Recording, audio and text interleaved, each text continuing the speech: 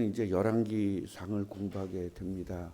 사무엘상 사무엘 하는요 초대 왕인 사울 왕과 다윗 왕을 이야기한 것이고요. 열왕기상 하는요 솔로몬 왕서부터 시작해 가지고 마지막 왕까지를 이야기하는 내용입니다. 그래서 혹자들이 그런 이야기를 많이 해요.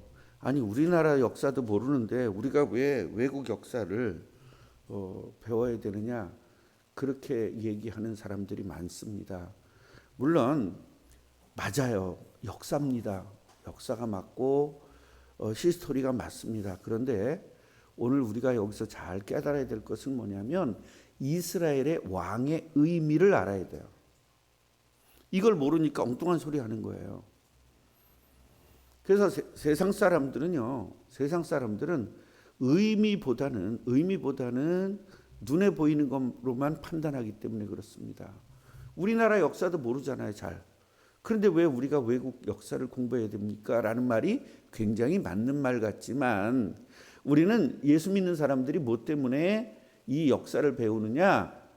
우리는요, 히스토리 역사가 아닌 하나님의 역사를 배우는 것입니다. 역사는 역사인데 하나님이 일하심의 역사를 우리는 배우는 것이지 히스토리를 배우는 게 아닙니다. 우리가 이스라엘 나라 그거 뭐 왕 태정태세 문단세도 못 외우는 판에 그거 무슨 솔로몬 다윗 사울 다윗 솔로몬 이거 알아서 뭐 하겠어요. 아무 의미가 없는 겁니다. 그래서 우리는요 왕에 대한 의미를 좀 잘 이해해야 됩니다. 창세기서부터 지금 열왕기상까지 오는 과정을 보면요, 제일 먼저 선지자 제사장 왕 중에 제사장을 먼저 세웁니다. 출애굽을 하자마자 제일 먼저 한 일이 뭐냐면 뭘 짓는 거였어요? 성막을 짓는 거였습니다. 그 성막을 짓는데 그 성막에서 일하는 제사장을 먼저 선택합니다. 그래서 그 제사장을 통해서 뭐예요? 죄가 해결되는 직책임을 이야기하는 거예요. 그게 얼마나 오랫동안, 얼마나 진짜 몇천 년 동안 그 제사장을 통해서 죄가 해결된다는 것을 각인을 시키는 거예요, 이스라엘 백성들에게. 그러니까 진짜 제사장인 그리스도가 왔을 때 우리들의 죄를 해결한다는 걸 이야기하는 거예요. 성경에서 죄는 단순한 우리가 생각하는 죄가 아니라 원죄를 이야기합니다. 원죄라는 것은 영원토록 저주받음을 이야기해요. 내가 저주받고 내 자식도 저주받고 그 밑에도 저주받고 계속 저주로 살아야 되는 거예요.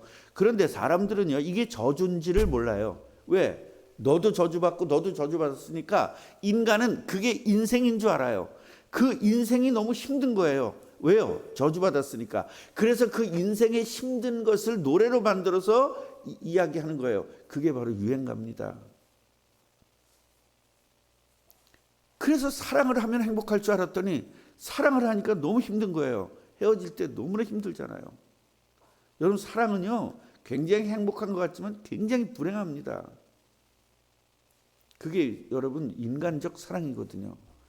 그래서 진짜 하나님의 사랑을 마귀가요 하나님의 사랑을 인간의 사랑으로 대처해 놓은 거거든요. 그래서 그런 사랑을 믿으면 안 되는 겁니다. 사람과 사람 간에 사랑을 하기 때문에 결혼한다는 다 거짓 뻥이에요. 뻥. 그럼 사랑해서 결혼하면 이혼 안 해야 되잖아요. 맞아요, 안 맞아요? 장로님 사랑해서 결혼했어요? 안 사랑해서 결혼했어요? 처음에는 잘 모르겠어요? 그러면 안 되는데, 이게 안 되는데. 어쨌든 사랑이라는 그걸 가지고 결혼했는데 여러분 1년도 안 살아서 사랑하냐? 사랑 같은 소리하고 앉아있네. 이렇게 되는 거 아닙니까? 억지로 사는 거지 사실은 좋아서 사는 사람은 누가 있겠어요? 염집사가 돈 안 벌어오면서 같이 살겠어요?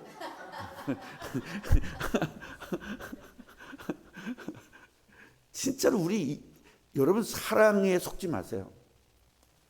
마귀가요 이 사랑이라는 걸 가지고 인간을 완전히 다 그냥 속여놨습니다. 그래서 요새 젊은 애들 사랑하니까 결혼해야 된다는 거예요. 여러분, 사랑해서 결혼한다면 이혼하지 말아야 되잖아요. 사랑해서 한다는 사람들이 다 이혼하잖아요. 가짜 사랑입니다. 사랑이라는 글자는, 사랑이라는 말은 하나님께서 인간을 창조한 것이 사랑이고요. 그 창조한 목적을 잃어버려서 저주받은 인간을 구원해서 저주에서 해방시키는 게 사랑입니다. 이게 진짜 사랑이거든요. 그 사랑은 희생입니다. 그런데 세상 사랑은 어떤 거죠? 사람들의 사랑은 기브 앤 테이크입니다. 내가 희생하죠. 세상적인 사랑도 희생하죠. 그런데요, 그 희생을 하고 나서 상대편에게 요구합니다. 내가 이렇게 희생했으니까 너도 나한테 해줘야 되지 않냐. 기브 앤 테이크적 희생입니다. 일반적 희생은 아닙니다. 그래서 사람의 사랑도 기브 앤 테이크가 아닌 그런 희생적 사랑을 그리는 영화라든가 그 그리는 그러한 글들이 굉장히 갖는 거예요. 왜? 우리는 구조적으로요, 알지는 못하지만 그런 사랑이 진짜 사랑이라는 걸 우린 구조적으로 알고 있기 때문에 그래요. 그래서 그런 사랑을 전부 다 요구하는 겁니다. 그런데 그런 사랑을 할 수 있지가 않죠. 그래서 로미오와 줄리엣이 세계적인 그게 된 겁니다. 그건 하나의 뭐예요? 소설이죠. 실제될 수가 없죠. 그래서 우리도 로미엣과 줄리엣 같은 사랑을 하자. 내가 너를 위해서 죽을 수 있다. 그래 죽었는데 나중에 그 무슨 죽음이 되는 거죠? 개죽음이 되는 거죠. 그런 미친 짓을 하고 있는 겁니다. 마귀가 하나님의 사랑을 마귀의 사랑으로 이렇게 둔갑시켜 놓은 거에 사람들은 다 속고 있는 겁니다. 진짜 축복이 뭐냐? 하나님의 능력 가진 것이 축복인데 돈이 많은 것을 축복이라고 사람들을 바꿔놓으니까 거기에 다 간 겁니다. 하나님의 자녀들도 거기에 다 맛이 간 겁니다. 그러니까 부자 돼야 축복이라고 생각을 하니까 하나님에게 부자 되게 달라고 기도하는 거예요.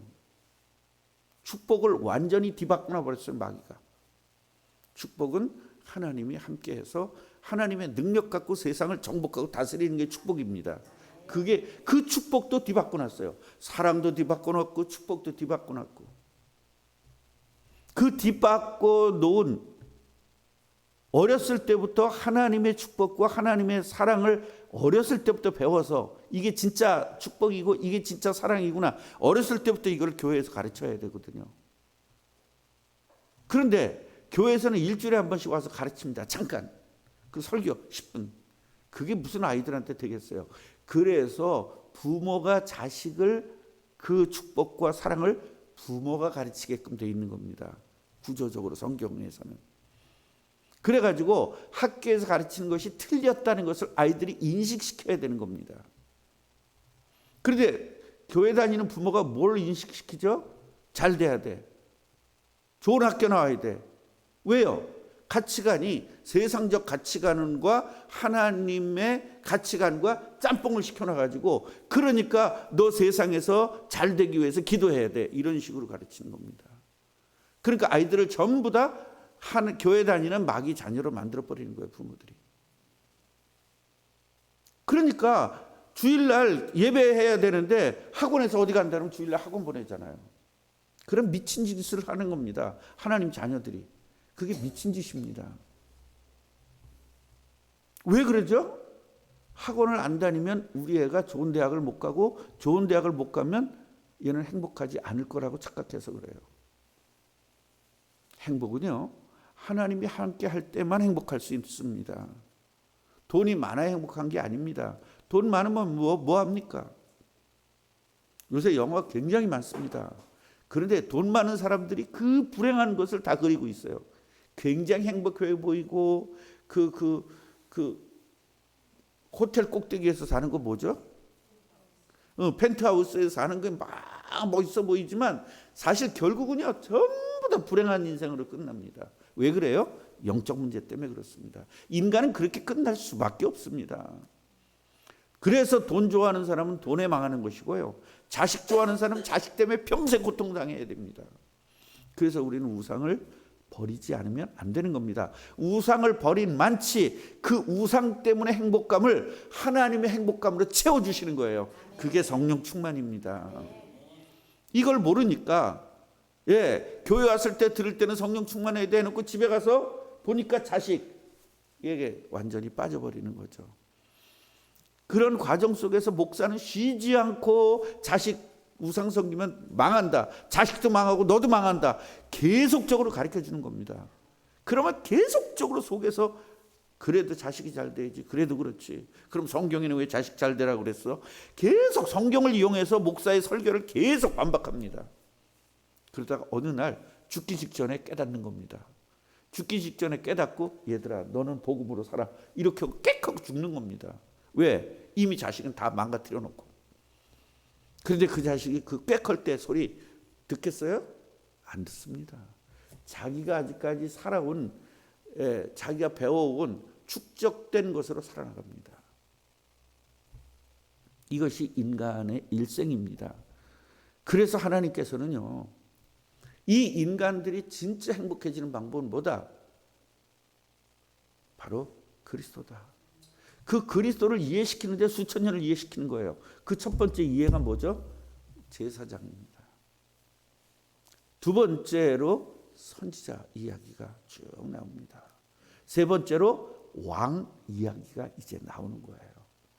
그래서 출애굽기서부터 제사장 이야기가 쭉 나오다가 출애굽기 레위기에서 제사장 이야기 쭉 나오다가 민수기, 신명기, 여호수아, 사사기서부터 서서히 선지자 이야기가 이제 나오기 시작합니다. 사사기는 제사장이자 선지자입니다. 그러면서 사사기 지나면서 선지자 이야기가 쭉 나오기 시작하는 거예요. 아멘이에요? 그러면서 선지자가 이제 나와서 왕을 세우기 시작합니다. 그래서 제사장 이야기, 선지자 이야기, 왕 이야기가 계속적으로 되어지는 겁니다. 그래서 설교를 요새는요, 설교가 굉장히 설교학을 공부하다 보면 굉장히 여러 가지의 설교가 나와요. 그 중에 뭐냐면 내러티브입니다. 연속극처럼 하라는 거예요, 설교를. 그래서 사람들이 잘 듣는다는 겁니다. 그러죠. 연속극처럼 해주면 정말 잘 듣죠. 문제는 뭐냐면 연속극처럼 스토리는 이해를 하는데 그 스토리의 배경은 이해를 못하고 있다는 거예요. 그래서 이걸 깨달은 이성배 목사는 어떻게 쓰든지 스토리가 중요한 것이 아니라 뭐가 중요하다? 배경, 의미가 중요하다. 왕의 이야기를 여러분 내러티브로 하면 얼마나 재밌는 얘기들이 많은지 몰라요. 그런데 그 재밌는 이야기를 알아서 뭐 하냔 말입니다. 내 삶에 적용해야 되고 내 인생에 적용해야죠. 그래서 우리는 사울왕과 다윗왕을 비교했잖아요. 사무엘 상하를 통해서 사울왕과 다윗왕을 비교했잖아요. 비교해보면 나는 어떻게 살아야 되는가? 그걸 우리는 비교했잖아요. 가치관이 사울왕의 가치관이 세상 사람들의 가치관이거든요. 다윗왕같이 살면은 세상에 재미가 없어요. 그런데 결국은 다윗왕에게 세계를 지배하는 지배권을 줘버리죠. 이것이 축복이거든요. 그러니까 우리 축복은 잘 먹고 잘 사는 게 축복이 아니라 정복하고 다스리는 게 축복이라는 것을 사울과 다윗을 통해서 비교해 주면서 우리는 뭐를 초이스할 것이냐, 우리는 어떤 신앙을 초이스할 것이냐를 우리들에게 던져주고 있는 거예요. 하나님이 질문을 던져주고 있는 겁니다. 그러면은 너는 뭘 선택할래? 다윗이야? 사울이야? 그랬을 때 우리는 다윗을 선택합니다라고 말했지만 행동은 사울을 하고 있어요. 이거를 고쳐 나가는 겁니다. 그래서 열왕기상을 통해서 많은 이제 왕들을 통해서 너 왕이잖아 지금. 너 왕 같은 제사장이잖아. 너 선지자나. 여러분 선지자, 제사장, 왕. 참 선지자, 참 제사장, 참으로 오신 왕. 그 그리스도가 여러분과 함께하기 때문에 여러분도 그리스도처럼 삶을 살 수 있는 겁니다. 그런데 우리가 어떻게 예수처럼 살아? 이것은 완전히 마귀의 말입니다. 우리는 예수처럼 살 수 있도록 완벽하게 예수님이 십자가에 죽어주신 여러분 그 사랑이 지금 여러분들처럼 살라고 그렇게 예수님이 그 희생을 당해준 게 아니거든요. 예수님처럼 만들어서 예수님 같은 삶을 살기 위해서 예수님이 그 고난을 당하신 거거든요. 아멘입니까? 그런데 우리는 지금처럼 살면서 이게 다 됐다고 생각하고 있으니까 무지무지하게 답답한 겁니다. 그래서 열왕기 상하를 통해서 우리는 이제 제대로 된 나의 잘못된 것들을 벗어내고 새롭게 하나님으로부터 말씀으로부터 받아서 나의 인생을 제대로 된 인생으로 바꿔 나가야 되는 것입니다. 그래서 성경을 주신 거란 말이에요. 그래서 원래 열왕기서는요 한 권이에요. 한 권인데 나중에 열왕기 상하로 바꾸어 놓은 겁니다. 네. 그래서 원래는 제1, 제2, 제3, 제4 왕국기예요. 원래 제일 처음에는. 그래서 제1, 제2, 제3, 제4 이렇게 왕국기로 되어 있다가 나중에 왕국기 상하로 되어 있다가 그 다음에 열왕기 상하로 이렇게 바뀌어지게 된 겁니다. 다윗은요 이제 내일도 내가 자세하게 이야기를 하겠지만 우리는 오늘 열왕기 상에 들어가기 전에 왕에 대해서 많이 아는 게 뭐가 중요하겠어요? 솔로몬의 치적을 많이 알아서 뭐 하겠어요? 다윗 왕의 치적을 많이 해서 뭐 했어요? 다윗 왕이 이런 어마어마한 일들을 했다. 우리가 다 알아서 뭐 하겠어요? 우리는 뭘 알아야 되죠? 그런 어마어마한 일을 할 수 있었던 것은 하나님의 능력이다. 이걸 우리는 깨달으면 되는 것입니다. 다윗 왕이 몇 번을 전쟁 나가서 이겼다. 그거 우리가 알아서 뭐 알겠어요? 여러분 우리가 제일 좋아하는 이순신 장군도 몇 번 이겼는지 모르잖아요. 예. 예. 전라도에서 한 번 이긴 것밖에 기억 더 나요? 명랑해전에서 이긴 거? 아무것도 몰라요. 몇 번을 이겼는지 어떻게 해요? 몇 번을 고통당했는지 어떻게 해요? 원근과 관계 속에서 어떤 문제가 있었는지 우리 잘 모르잖아요. 관심 있는 사람만 알지. 그래서 우리는 한국의 역사를 공부하면서 우리는 어떤 식으로 스탠스를 취해야만 될 것인가? 이 강대국 일본이라든가 중국이라든가 소련이라든가 우리 주위에 이 강대국에 둘러싸여 있는데 이런 강대국, 일본은 경제 강대국 아닙니까? 중국은요 인구 강대국 아니에요. 소련은 군사 강대국 아닙니까? 이런 강대국에 둘러싸인 코딱지만한 나라가 이스라엘도 코딱지만한 나라가 강대국에 쌓여 있잖아요. 그 속에서 어떻게 하면 우리가 살아남을 것이냐? 바로 하나님의 함께합니다. 일본에게 먹혔었잖아요. 중국에게 먹혔었잖아요. 그래 소련이 우리 먹으려다가 못 먹은 거 아닙니까? 그런 속에서 우리는 어떻게 살아났느냐 이 말이에요. 우리들의 조상들의 지혜로 살아났다? 아닙니다. 하나님께서는 우리를 세계복음에 쓰시려고 그렇게 많은 외세의 침을 받았지만 하나님께서 회복시키는 이스라엘처럼 우리를 쓰셔서 우리를 이스라엘보다 더 세계적인 나라로 만든 겁니다.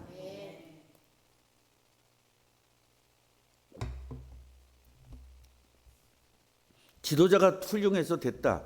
어느 정도의 그건 맞는 말일 수 있어요. 그러나 훌륭한 지도자는 세계에서 우리나라밖에 없겠어요? 아니, 세계적인 지도에 우리나라밖에 없겠어요? 여러분 전 세계에 너무나 훌륭한 지도자들이 너무나 많이 있습니다. 그런데요, 대한민국은 왜 이렇게 갑자기 발전했을까요? 박정희가 발전했다?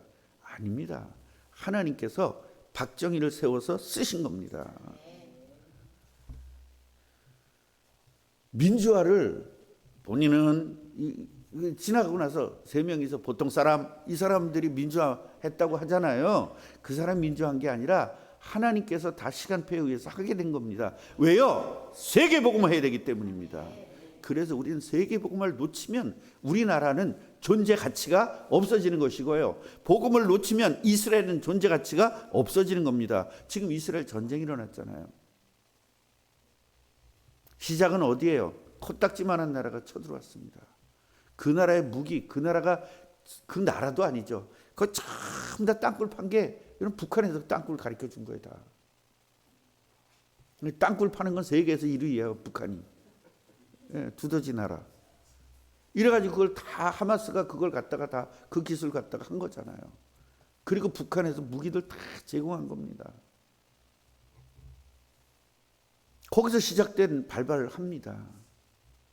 그런데 이제 더 큰 나라가, 어마어마한 나라가 지금 이스라엘을 이번에 어제 미사일로 공격을 했는데요. 하나님은요, 어떻게 되나 우리 보십시오. 우리를 공격하고 우리를 연약함, 돈 많은 사람들이 우리를 공격하고, 제자라는 놈이 저를 갖다가 고발하고, 이런 상황 속에서 하나님은 어떻게 역사하는가를 우리는 잘 봐야 됩니다. 그래서 다윗 왕이 이제 다 늙어가지고요, 이제 죽게 생겼잖아요. 젊은 여자 하나를 구했다. 그 얘기는 뭐냐면, 여러분 이것 때문에 굉장히 학자들 간에 싸움이 많아요. 그래서 시중을 들었는데, 시중 든다고 돼 있잖아요. 다윗 왕이 늙어가지고 꼼짝 못하니까 시중을 들어요. 그래서 아리따운 여자를 시중을 듭니다. 그래서 몸을 따뜻하게 한다는 것은 처녀들의 몸이 늙으면 이제 체온이 떨어지니까 같이 이렇게 안고 밤에 자면서요, 그 따뜻한 체온을 보정해 주는 역할을 합니다. 그래서 그거를 하는 것을 이제 구한 거죠. 아리따운 여자를. 그래서 시중을 들면서 했는데, 여기서는 뭐예요? 잠자리는 같이 아니하였더라 그랬죠. 그러니까 쉽게 말하면 다윗 왕의 이 체온을 보존하고 다윗 왕이 이렇게 더 살 수 있도록 만든 시스템이었던 거예요. 그러니까 두 가지 측면이 나와요. 순수하게 이 사람은 다윗 왕의 몸을 따뜻하게 해주는 것이다. 그런데 여기서 잠자리를 안 했다니까 다윗 왕이 잠자리 하지 못할 만치 너무 쇠약해서 못했다. 또 이렇게 해석하는 사람들도 있습니다. 해석은 지 맘대로입니다. 뭐 그러거나 말거나 우리는 상관없어요. 그런 거 중요한 게 아니에요. 여자 처녀가 와가지고, 여러분 그럼 나도 늙으면 여러분 처녀 하나 구해줄 거예요? 권사님 빨리 딸 하나 낳으세요. 나 그러면 이제 앞으로 20년 더 살게 되면 그때 그냥 딸 저한테 보내주세요. 뭐 이렇게 될 수 있는 가능성 아니에요? 우리 그런 게 중요한 게 아니라, 같이 해보세요. 왕의 의미. 왕의 의미. 이스라엘의 왕의 의미를 여러분 깨닫자 이 말이에요. 뭐예요? 그리스도가 와야 되는 나라를 보존하기 위한 왕이다. 그런데 이 왕들이 타락하는 게 뭐다? 그 의미를 잊어먹으면 타락하는 것이다. 그리고 우리도 왕 같은 제사장으로 부름을 받았으니 우리가 전도하고 선교해야 되고, 여러분 이제 얼마 안 남았죠? 한 명씩 전도하는 거. 다 준비됐어요? 멍하고 가지 마세요. 여러분 교회에서 나오는 말은 죽어도 하려고 길을 써보세요. 그때 어떤 축복이 있는지 보세요. 되든 안 되든 상관없이 길을 한번 써보세요. 한 명은 전도하려고 애를 써보세요. 어떤 결과가 있는지. 여러분 이런 거 체험을 못했으니까 안 하는 겁니다. 지나가면 끝입니다. 너무 지겨워 맨날. 그러지 마세요. 해보세요. 한번 순종해보세요. 순종할 때 하나님이 역사하는 것입니다. 오늘도 내일 내가 이제 이 다윗 왕의 어떤 그 사적과 그 다음에 이제 그 아도니아 이 이야기를 하면서 구체적으로 내일 이야기를 하겠습니다. 오늘은 왕의 의미. 그럼 나를 왕으로 세우신 의미가 뭐냐? 이걸 좀 깨닫고 여러분 절대로 망하는 왕이 아니라 승리하는 왕이 되기를 주님의 이름으로 축원합니다. 우리를 왕으로 세우신 하나님 감사합니다. 이제 열왕기 상하를 공부하면서 나는 어떤 스탠스를 취해야 되는지, 내가 어떻게 해야만 바른 왕이 될 수 있는지를 잘 배우게 하시고, 내가 잘못된 왕인지 잘된 왕인지를 공부하면서 깨닫고 회개하고 고치고, 그래서 하나님에게 완벽하게 쓰임받는 축복을 누리게 하옵소서. 예수 그리스도 이름으로 기도합니다.